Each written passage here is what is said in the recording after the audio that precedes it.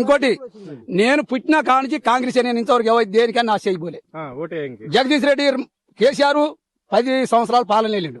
నేను ఓటేయలే, అబద్ధాలను ఓటేయలే, కాంగ్రెస్ గా ఓటేసిన. ఇప్పటికైనా కాంగ్రెస్ గా ఓటేసిన.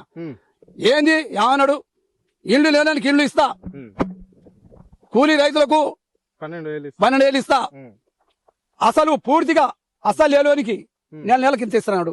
అది లేదు ఇది లేదు. నేను 16 ఎకరాలు పొలం చేస్తే 4 ఎకరాలు పొలం పోయింది. సర్పంచ్ ఎలక్షన్లు వస్తున్నాయి కదా, చెప్పు మెడగడతాం, చెప్పు మెడగడతాం, చెప్పు మెడగడతాం ఖచ్చితంగా. ఎవరికి ఎవరు కాంగ్రెస్ అని కడతాం ఈసారి ఖచ్చితంగా. కాంగ్రెస్ అని చెప్పు మెడగడతాం. నువ్వు కాంగ్రెస్ పార్టీ, నువ్వు కాంగ్రెస్ నేను వస్తాం కాంగ్రెస్ ఇవాళ నుంచి బరాబర్ నేను చెప్తున్నాగా.